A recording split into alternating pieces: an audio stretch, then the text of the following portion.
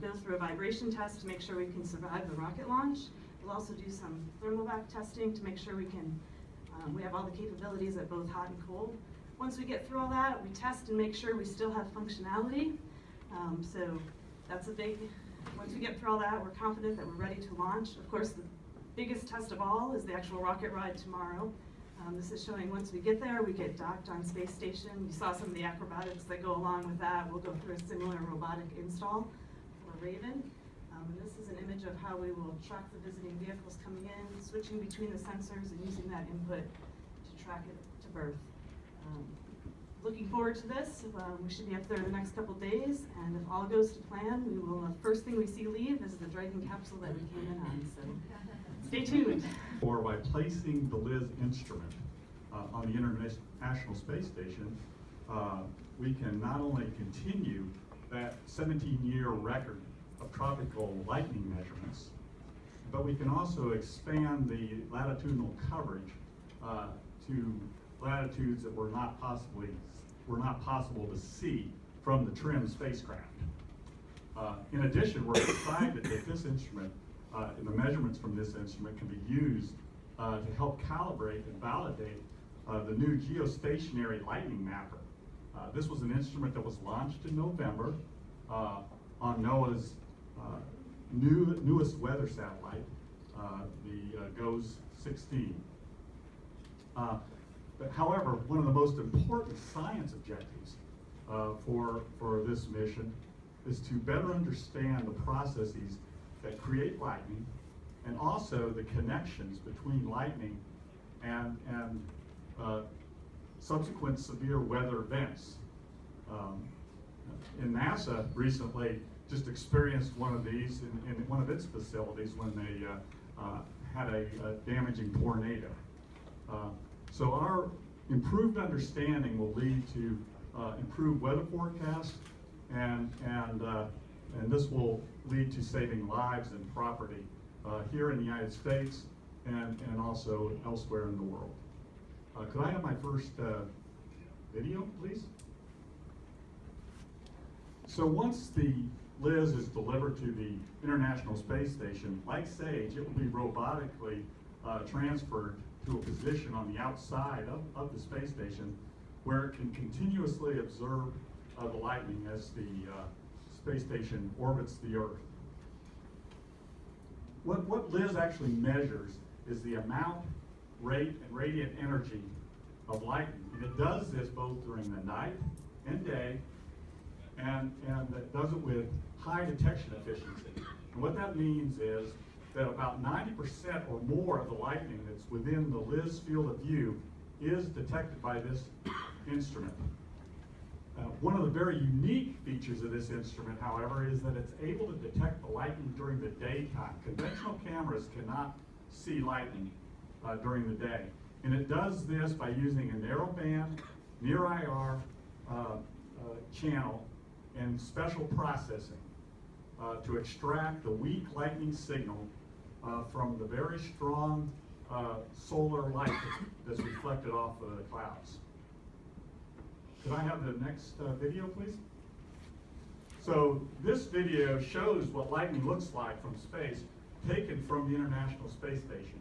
And what you can see is that the space station provides an excellent vantage point for viewing lightning. And the Earth produces a lot of lightning. At any instant in time, there's from 1 to 2,000 thunderstorms occurring, producing 45 flashes per second on average. And even that number was determined from our previous mission, the LIS on the tropical rainfall measurement mission. So our team and really a host of scientists worldwide are excitedly waiting for this instrument to be turned on and for the data to start flowing so they can apply these measurements to studies in weather, climate, atmospheric chemistry, and physics. I'm from Merck Research Laboratories in Kenilworth, New Jersey. Glad to see there was somebody else from New Jersey here, which was a pleasant surprise. And I'm going to be telling you about my experiment, or Merck's experiment, to grow crystalline suspensions in space. And anybody who's been familiar with most of the experiments people have talked about in microgravity have been to grow large single crystals for structural studies. And when I say large, this means crystals that you can barely see with the naked eye. But the focus of my experiment will be to grow crystalline suspensions. So I'm looking to grow millions of crystalline particles of uniform size and high quality and high order. These crystals have applications for drug delivery, for formulation, and for purification and storage. So what does this have to do with microgravity? You know, what does microgravity have to offer us? And actually there's three effects that we're trying to take advantage of. Number one is that there's reduced sedimentation. So these particles, as they grow, have mass.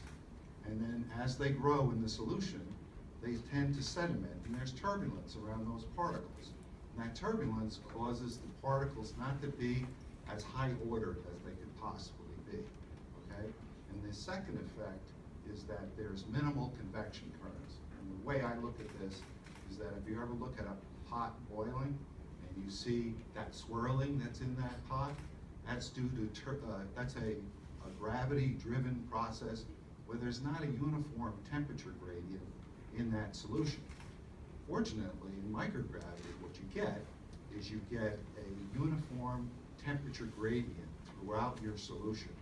So if you have a certain temperature where you need to get crystals to grow, you can very exquisitely reach that point, get nucleation and growth. You have a really exquisite control of the crystallization process. And the other effect that we like to take advantage of is that there is reduced molecular diffusion rates. And the way I look at that, it's like a bricklayer who's building a wall.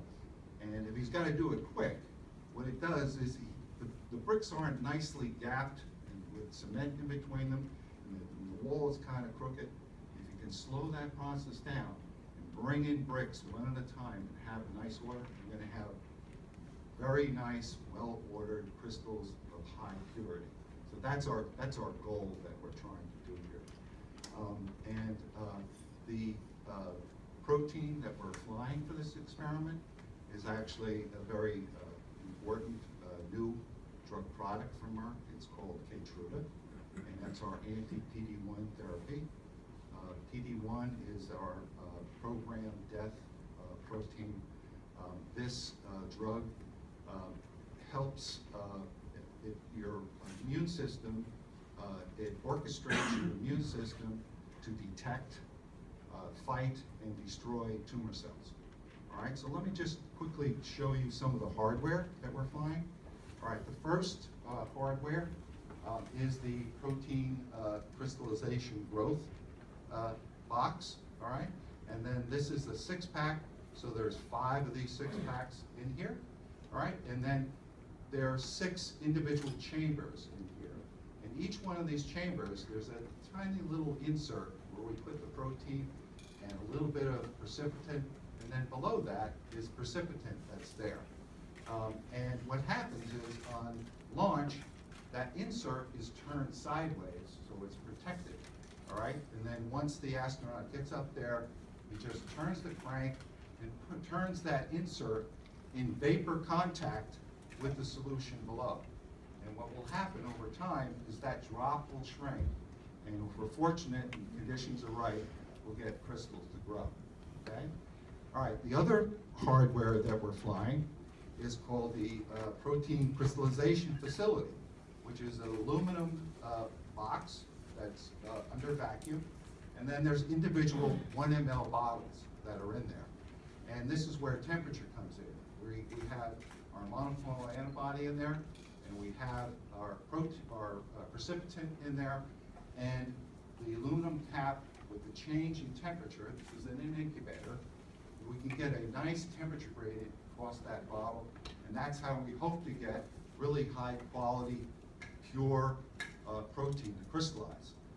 And we have 2 of these modules dedicated to 2 different conditions to get crystals for drug delivery. And one of them we're dedicated to where we take relatively very impure protein. We take the protein as it's grown in a fermenter, and we get it to crystallize on Earth, and we want to see what happens in a microgravity environment. So I'm very excited about this experiment because of how different it is to past protein crystal growth experiments. I'm also like to thank CASIS and NASA to give me an opportunity to do research in the most unique laboratory in the world, and it is a laboratory for doing research. I would like to say that we plan to publish these results so that we can share this with the broader community, and I'd like to say that we hope that these experiments benefit both our patients as well as caregivers.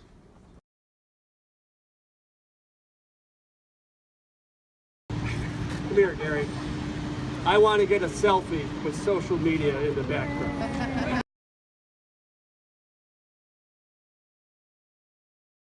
I want to thank you for coming today. This is just the beginning. We have many, many important milestones ahead of us. A lot of exciting new work as we prepare the Kennedy Space Center for launching exploration mission number 1. We have the mobile launcher out here that's being outfitted. In the late August, late September time frame, we'll be rolling the mobile launcher into the vehicle assembly building. You're all going to have to come out and watch that happen too. Again, I want to thank you all for coming out today on behalf of TOSC and the whole team of Jacobs, ERC, and Aerodyne. And I'm going to tell you right now, there's been a ton of work that has happened for this whole high bay to take the appearance that it has right now. And it's been an amazing journey. It's been a lot of hard work. We're going to be processing the new rocket in here. You're going to see history coming out. This will be history that you guys will never forget because you're a part of the beginning of it right now. From here on out, this will be a day in history you'll never forget. Okay, so the guy that's really making all this happen in his team is Jose Perez Morales. He's our NASA senior project manager. You know, welcome to my house. You know, it's been a pleasure to have you here and show you the complexity of this project. Like I said, this has been one of the most challenging projects that we have tackled in the last years. Been with NASA for a long time. Obviously, a project like this cannot be completed without the help of an amazing team of people.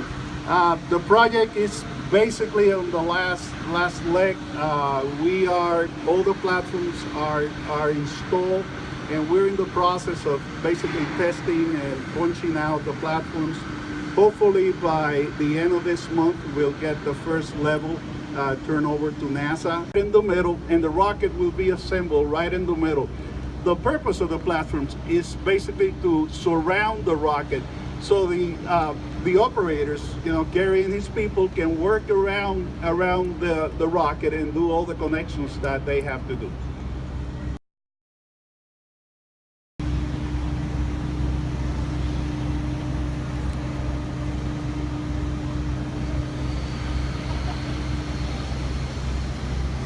Magic happens. This is where they're going to build the shuttles that are going to take us to Mars.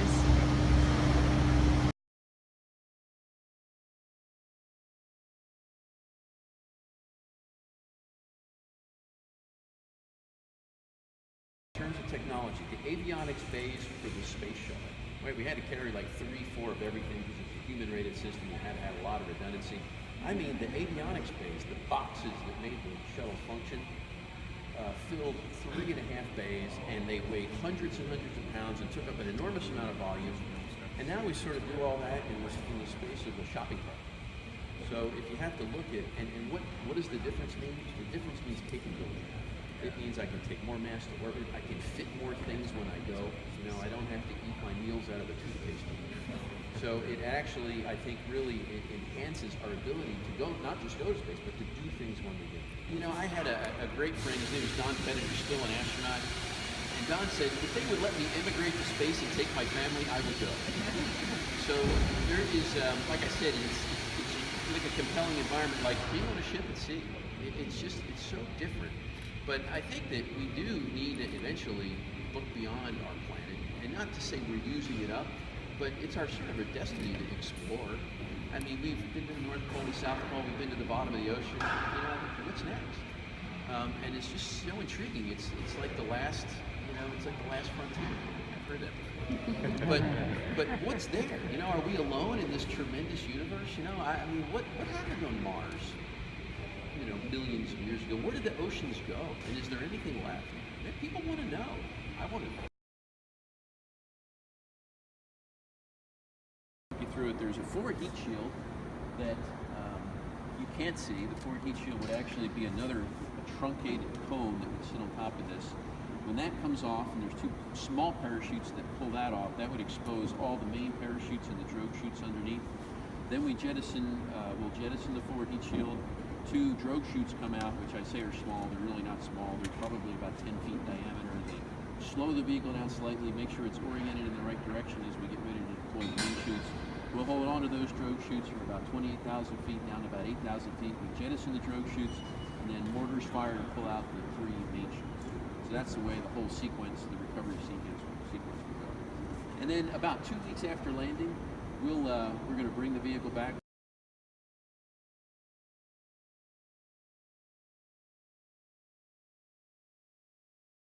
Another great day for the Kennedy Space Center. Day before launch is always an exciting day.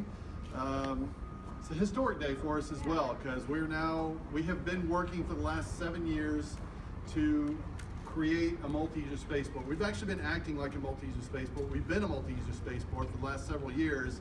This is really the first visible sign to the public that we have accomplished what we set out to do 7 years ago, which was to transform ourselves from a single-use, single government entity to a diverse environment that supports both commercial and government launch. So tomorrow will be the most tangible evidence of that with the launch of SpaceX from 39A. So I always like to take folks in the Wayback Machine to 7 years ago when we had the shuttle program was winding down, we had Constellation program operating and doing the design work and all that it was doing here, and then we got the announcement that the Constellation was canceled. Really a significant day for the Kennedy Space Center, because what we do is launch, and all of a sudden shuttle was leaving, we had no Constellation follow-on, there was nothing to launch at that time. And so Bob Cabana and Janet Petra, our Center Director and Deputy Center Director, had kind of laid out the vision already for us to create the multi-user spaceport, but it became much more urgent at that point. So we've been actively working as a center over the last 7 years to create the environment and do the things we need to do to become the multi-user spaceport. So since that point in time, and I'll take you to where we are now, on Kennedy Space Center property, we have 4 separate and distinct human spaceflight programs in work here. So if you think about that in context of human spaceflight history, in the history of human spaceflight, only 3 countries have ever flown humans to space: the United States, China, and Russia. Now here at Kennedy, we're going to have 4 separate distinct human spaceflight programs operating in the next few years, are already operating or building here at this time. So we've got certainly the Orion program flying on SLS. We've got SpaceX with the Dragon 2 capsule, Boeing with the CST-100 Starliner, and now Blue Origin with their New Glenn vehicle and their human spaceflight planning.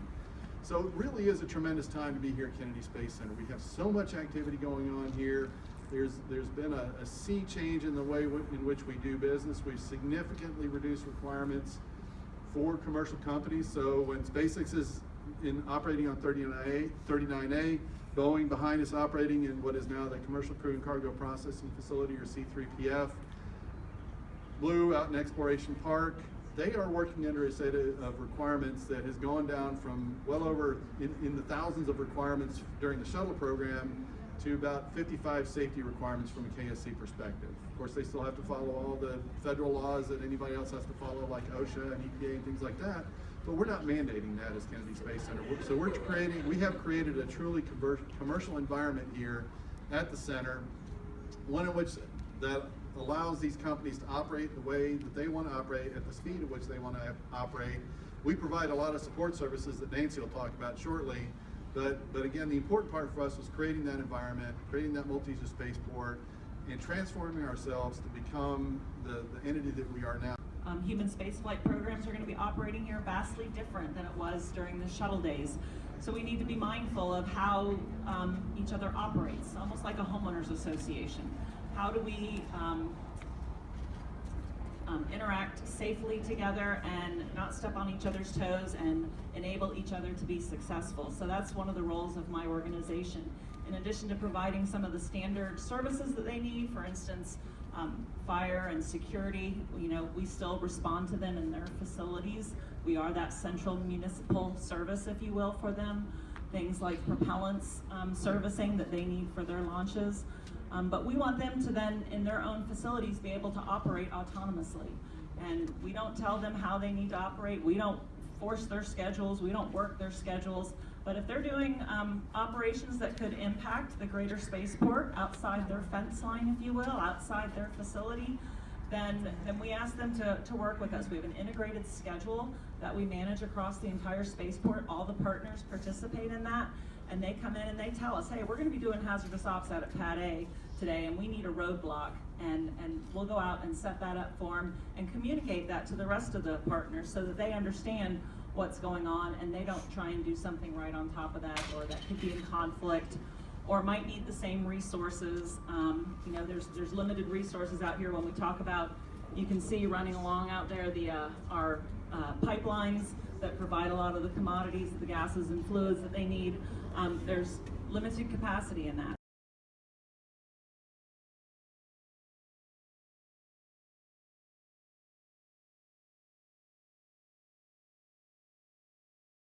It was a little less than 3 years ago that Gwen and Charlie Bolton and I were out here talking about turning pad 39A over to SpaceX. This pad would have just sat here and rusted away in the salt air had we not had the use agreement with SpaceX to continue to enable commercial operations for our nation. This is the pad that commercial crews going to launch from, the Falcon 9 Heavy, and tomorrow we're going to see cargo going to the International Space Station. What an awesome use of a great American asset. And I gotta admit, I'm a little bit partial to Pad A. All 4 of my flights went off this pad. So I think this is an absolutely outstanding, exciting time for our nation, for commercial space, for space flight in general. This is absolutely the right thing to do, and SpaceX is a great partner in making this happen. SpaceX being here side by side with NASA is extraordinary for the space industry. It's extraordinary for SpaceX, and I think it's great for the United States as well. But back to 39A, it's a historic pad. We've taken good care of this pad during the refurbishment and the rebuild. We've saved precious things that needed to be saved. We've upgraded things to make them usable in the contemporary era here today. And I can't really, it's hard to express how excited I am to be here, just 2.5 or so years after we got the lease, being ready, standing on the precipice of a launch here.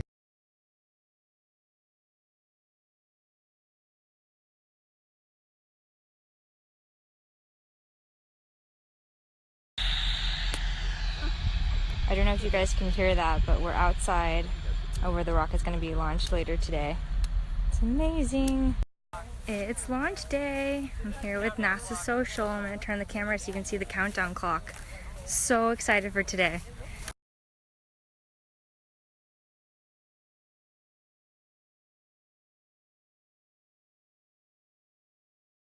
We're all ready now. Are we ready? We're ready. All right. One more. Where are we? Oh, we're in the no-fly. Okay. Sunny day, chasing the clouds away. On my way to where we see the sun. Can you tell me how to get to 4, 3, 2, 1?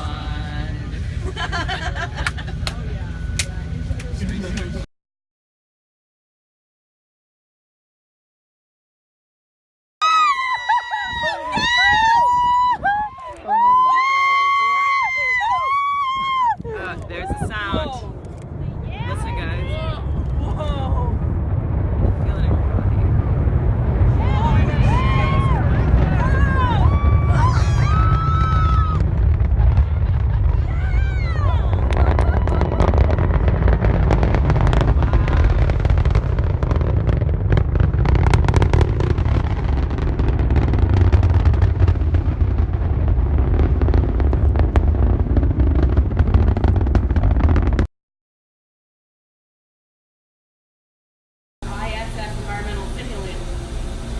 behind me here are 3 environmental simulating chambers. Real-time data pulled down from ISS. So we can play it real time, we can play it on a delay of a day, a year, and pre-flight testing. So what I'm going to show you today is the ground control that we have going on for our Veg 03B grow out. So we will harvest this on Monday. Oh, nice. This is currently 6 days old. 2-hour delay, 3-day delay from what's going on in ISS. So it was 22 degrees C on ISS. A normal room humidity is 50-60%, pretty low humidity, and 3,600 ppm CO2. So in the other Oh, I love the color. It's bright pink. We go in. here, you can come to the threshold of the door. So that is one of our veggie ground units. Yeah. This is growing in conditions like there, or this is growing in separate? No, growing conditions like there. Okay, so that way you know what they have there right now. Florida, we're involved in a Fairchild Challenge, and they have 130 middle schools and high schools selecting new crops, testing fertilizer. Yeah. Right to the point. I know what you told us. And you're the project. The project scientist. Nicole is the project manager. Are red, blue, and green LEDs, and we selected those because plants are, generally green because they're reflecting mostly green. Variety that Nicole just showed you in the chamber, that one was selected from leafy greens. We actually grew them here and then sent them to JSC where they have the food lab, and they did the taste. It could be the most nutritious thing ever, but if it doesn't taste good, they're not going to eat it, right? So that's important.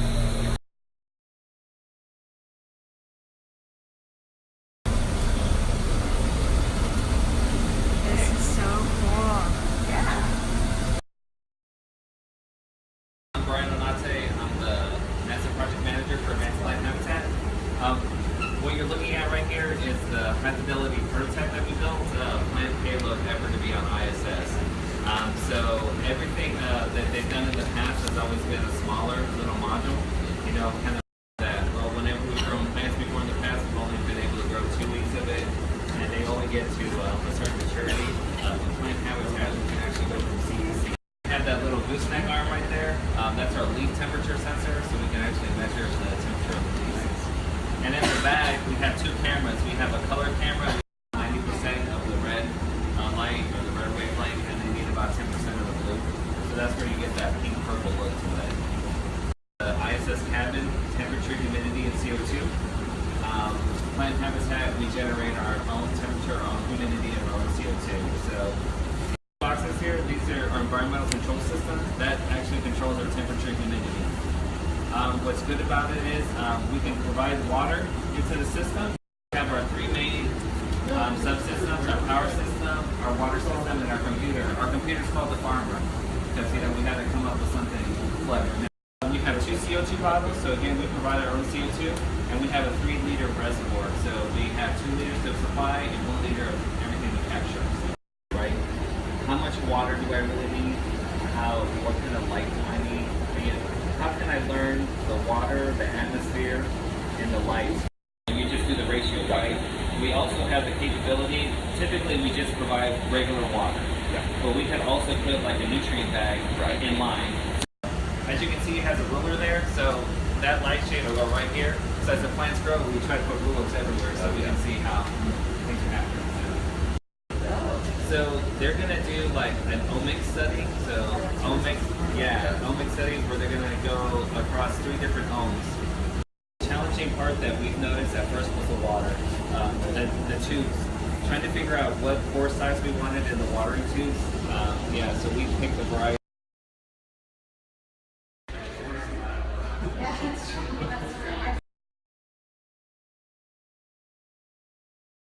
The idea of using LEDs to grow plants was captured through NASA research since 1990. If you only had red or blue in there, the plants would all kind of look purple. And so you don't have good color rendition. Plants are happy.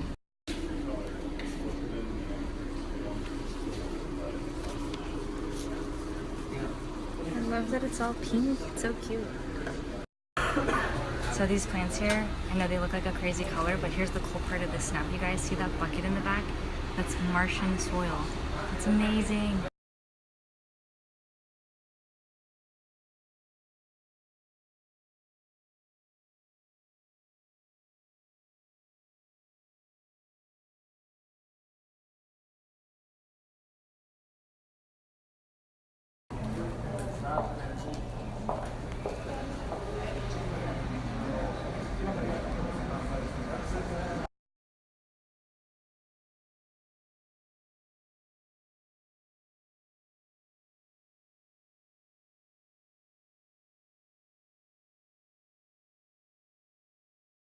This is also what we use at the start of the show episodes.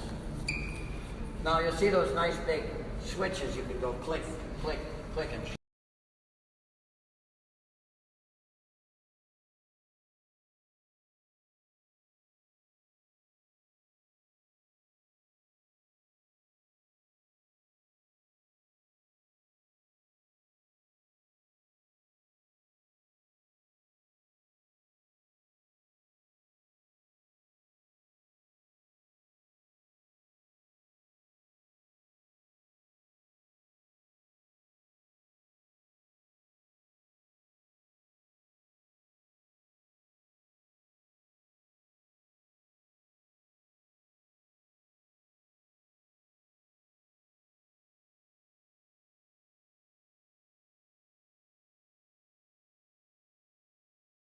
So this, I'm going to give you a souvenir coin. It says OV-104, or just 104.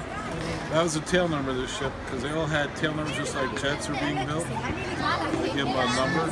So this we call OV, Orbiter Vehicle 104. It's named Atlantis after a research sailing vessel out of Woodsole Oceanographic Institute. I know down your way you have La Jolla. Yes, we do. And this is over in Cape Cod, Woodsole, on the other coast. So here's the Earth down here, Statue of Liberty, shuttle going around, and if you look at right over here in the corner, there's San Diego. I'm sure of it. That's awesome. And on the back is the last mission patch with the 4 crew members' names.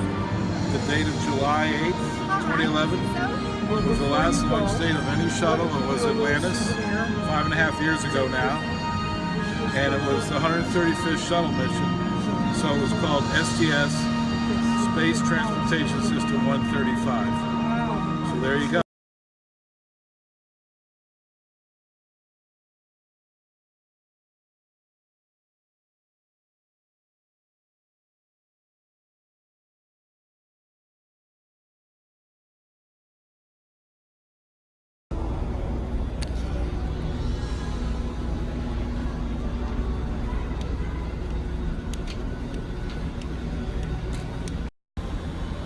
Okay, so which one of you has a backyard this big where we can take this home?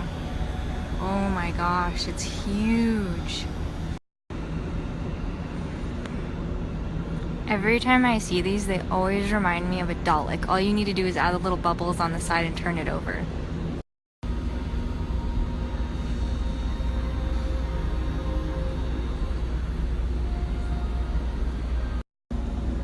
Did you know that Snoopy had been recruited as a mascot by NASA? So cute. Here's the inside of the Saturn V rocket. It's a nice scale.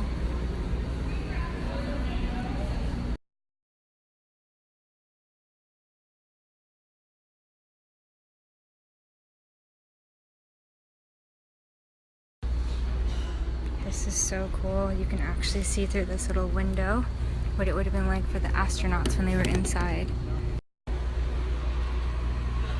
This is awesome.